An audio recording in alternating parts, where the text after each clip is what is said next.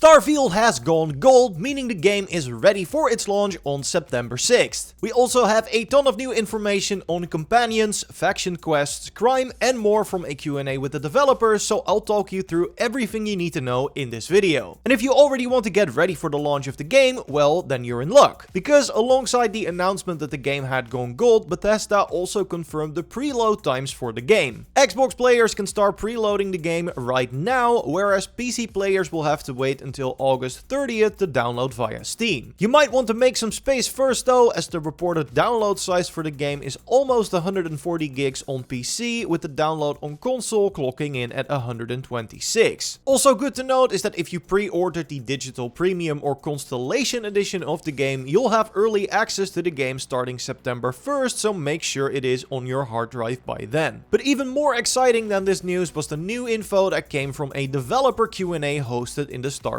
Discord. Lead quest designer Will Shen and lead game designer Emil Pagliarulo gave some really insightful answers into some game systems we did not know a lot about. For instance, there is a ton of new info on companions. There will be over 20 named companions who can join your crew, 4 of these belonging to the Constellation, the faction that also plays a central part in the game's main story, and because of this they have the most story and interactions. In fact, Emil mentioned that there are some really big moments with them specifically in the main quest. But all 20 companions have their own background and are able to follow you around in the game. And to clarify, companions are different from the more generic crew members you can hire to staff your outpost or ship. We also learned a little bit more about those, as hiring them only involves a one-time cost that can also be haggled over and affected by different skills. But no monthly salary or something you would constantly have to worry about. Something that both companions and crew members have in common is skills, and we also got some new info on how those will affect gameplay. Companions come with a set of different skills, 4 from what we've seen from the Starfield Direct. These are inherent to the character, and while some skills will be at a higher level than others, they cannot be leveled up any further. Again, going over previous gameplay, it seems a similar thing is true for generic crew members, although these have less than 4 skills. Even though they don't level up, these can be incredibly helpful in a variety of ways. Some benefits are more obvious, like having a character who is skilled with rifles watch your back. But getting a decent crew on your ship will make a big difference too, as the developers mentioned certain skills can boost your shields or increase the range of your graph jump, meaning you can jump to further systems without needing to upgrade your ship.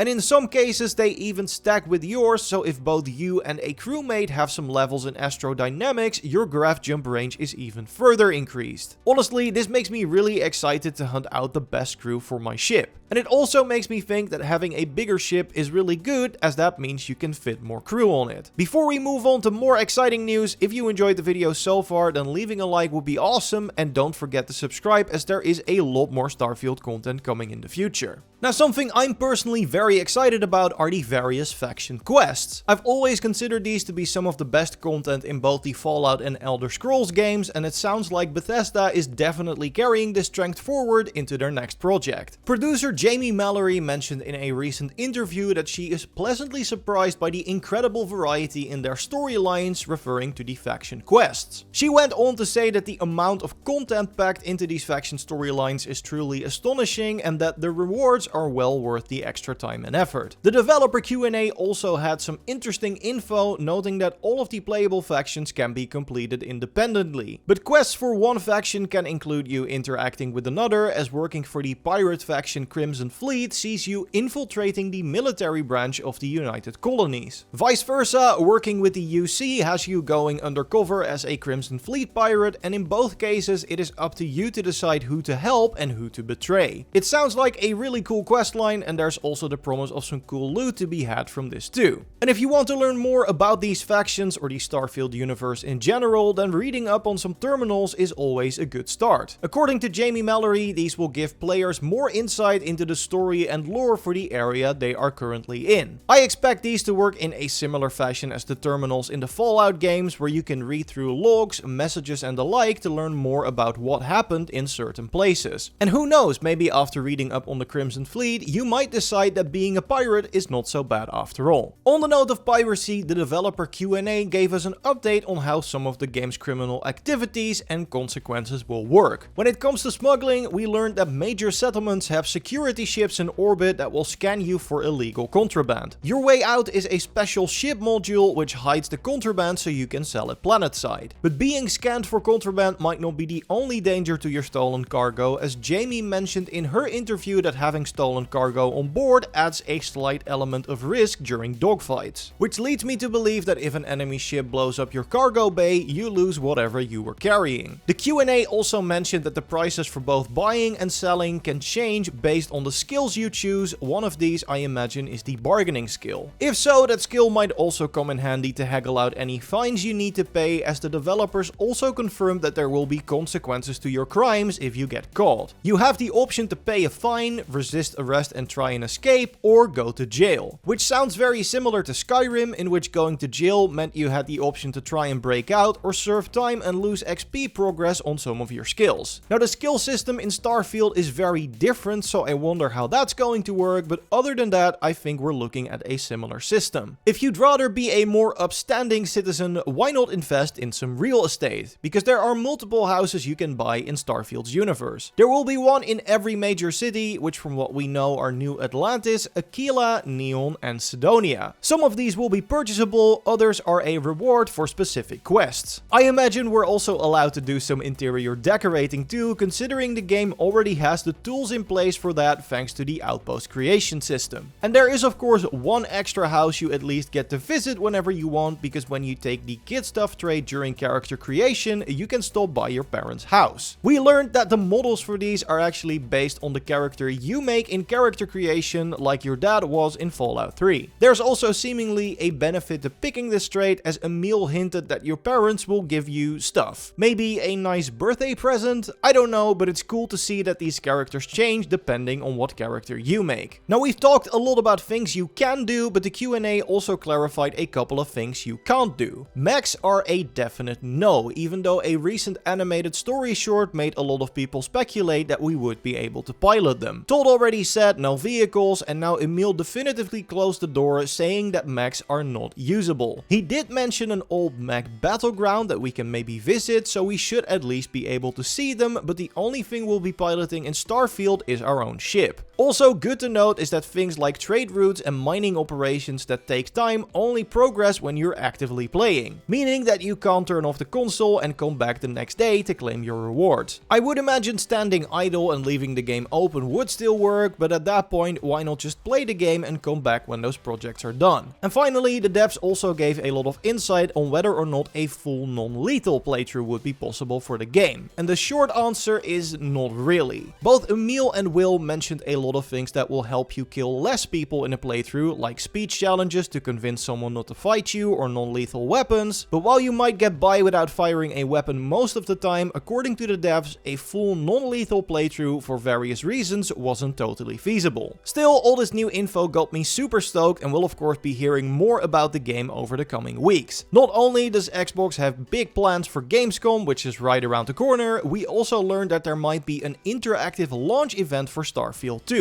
This was reported by journalist Kareem Jovian, who got the news from a confidential source. An official announcement on this should be coming soon then, since the game is already coming out in a few weeks. And as soon as we learn more, we will of course let you know here, so subscribe to not miss our next Starfield video. Leave a like if you enjoyed this one, and if you want, you can watch our previous video with more info on mechanics like spaceship and outpost building by clicking on the screen. I will see you in the next one. Goodbye.